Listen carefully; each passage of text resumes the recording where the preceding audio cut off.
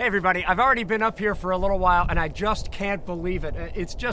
It's impossible to take in this view. Someday come to Whitfield County, get to the top of Rocky Face Ridge and see this incredible place. I'm Gary Edelman, that's Chris White behind the camera, and we're gonna continue our coverage here of Rocky Face Ridge. We're in North Georgia. We've already covered and brought the armies from Chickamauga to Chattanooga, and here we are moving onward toward Atlanta. We don't wanna spoil the end or anything like that, but we've got some fighting to do here, as we already discussed. There's stuff going on here in February of '64. You've got Confederate camps here, and now the Yankees have returned. And here we are on the hill. We've already set some of this up. I'm going to bring Will Greene back up to tell us about what's going on right behind me. All right, thanks, Gary. I'm going to echo what Gary said. I'm just so excited about this park and Rocky Face Ridge. To me, this is the most exciting thing that is going on in Civil War interpretation in the entire country. And the views here and the stoneworks that you see and the earthworks here are just amazing. And of course, they're all from Joseph Johnston's Army of Tennessee in the spring of 1864 as the Atlanta campaign unfolds. Many of you who are interested in the Atlanta campaign are familiar with Rocky Face Ridge, and perhaps you've been to the interpretive site at Mill Creek Gap. Perhaps you've been down to the battlefield site at the south end of Johnston's defenses at Dug Gap. I doubt that you've been up here on the northern side of Rocky Face Ridge. But all of those actions, Mill Creek Gap, Dug Gap, and the north end of Rocky Face, are all part of a similar strategy that Sherman has assigned to George Thomas's Army of the Cumberland. As you know, Sherman wants James B. McPherson and the Army of the Tennessee to get behind and around Johnston's defenses here on the strong high ground at Rocky Face Ridge, going through Snake Creek Gap. But in order to arrest Johnston's attention and prevent him from interfering with McPherson's work, he is going to order spoiling attacks, diversions, if you will. And two of them, the ones that are probably better known because they were more accessible, are the ones down at Mill Creek Gap and the one down at Dug Gap, all on May the 8th, 1864. The third diversion took place at the north end of this defensive position, and it was an assault by the brigade of Charles Harker. And in order to describe what happened on May the 8th and May the 9th, I want to bring up my friend Bob Jenkins, who has written extensively on this, to explain what happened here at the north side of Rocky Face Ridge. Well, first of all, welcome to Dalton. Dalton and Whitfield County have more earthworks, more undisturbed Civil War earthworks than any other county in the nation.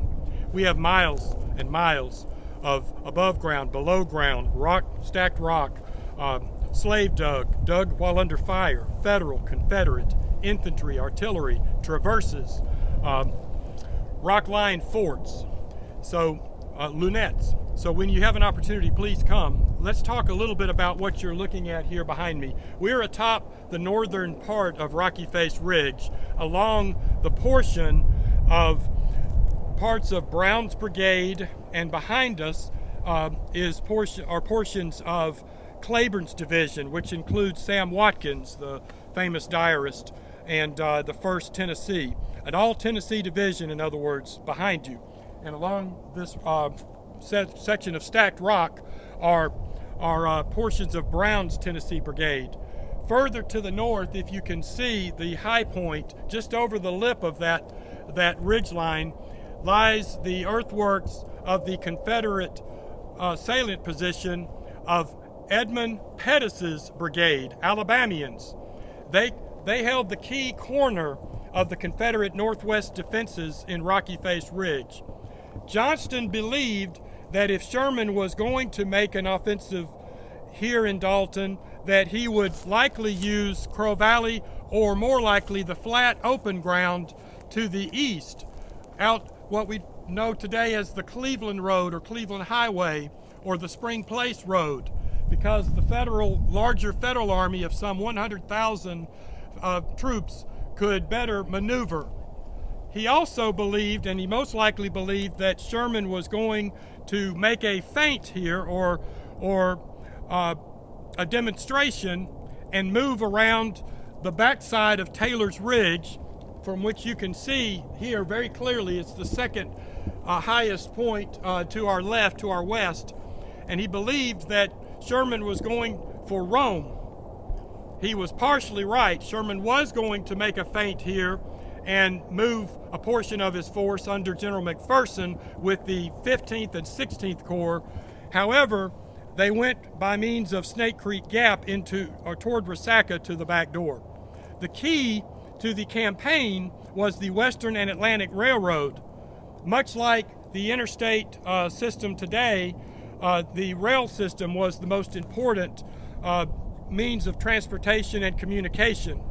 And so the Western and Atlantic Railroad supplied Johnston and his army of some 40 to 43,000 infantry, another 4,000 cavalry here, with 4 trains a day. That's 10 boxcars per train laden with supplies. Imagine, do the math, that's approximately 1 boxcar per 1,000 men. Sherman needed 10 trains per day during the Atlanta campaign. Later, Johnston is going to need, as he picks up more forces, more Confederate reinforcements, but at Resaca and below, he's going to need 6 trains a day. So you could do the math. Johnston had approximately 40,000 here. This is where he's going to be outnumbered the greatest. He's going to pick up reinforcements with some of the Army of Mississippi under Lieutenant General Polk at Resaca, 2 divisions there, a 3rd division under French below Adairsville.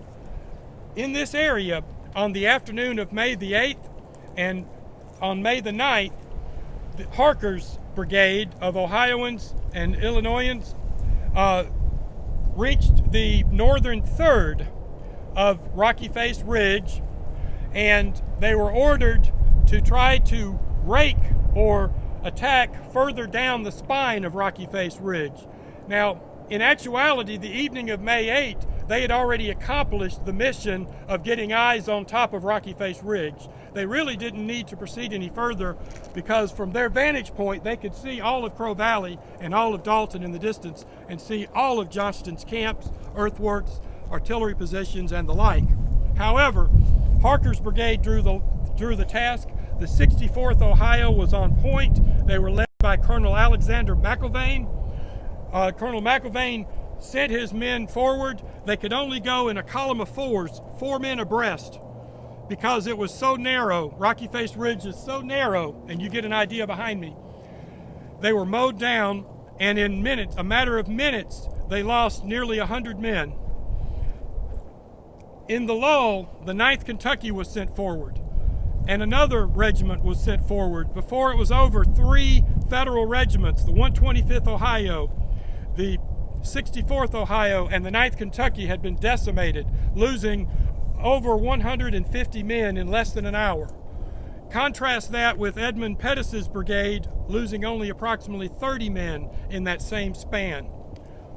Alexander McIlvaine heard the cries of one of his wounded out in the no man's land. They got within 10 paces, or about 30 feet, of the Confederate works. And he turned to his captain and says, "Captain Samuel Wolfe, Captain Wolfe, send a detail out and relieve that man. In other words, bring him back here to safety." Captain Wolfe turns to him and says, "No, sir, I will not.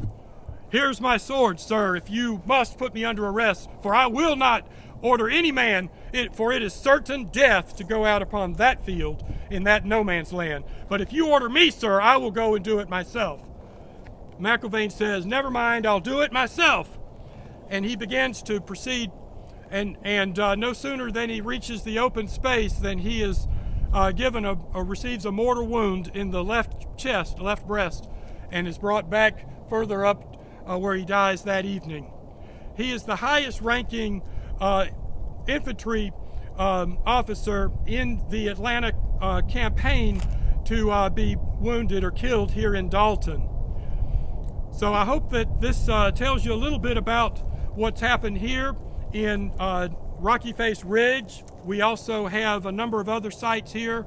Please let us know when you plan to come to Dalton, Georgia, and we'll turn the light on for you. Wow, thanks so much, Bob. You know, that was an exercise in restraint. Bob would love to talk a lot more about this, and happily you can learn a lot more about this on the official records, on battlefields.org, in Bob's books and other books and whatnot. So check them out. You can learn a lot more about the Atlanta campaign, and even our guest, Dave Powell, may or may not be working on a study over here.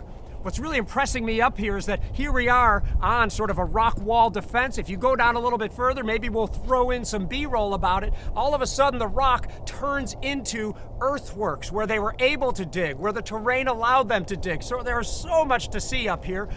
Let me just ask my friends, Will or Chris, if they have anything. Oh, I see someone taking me up here. Chris Mikowski, Emerging Civil War.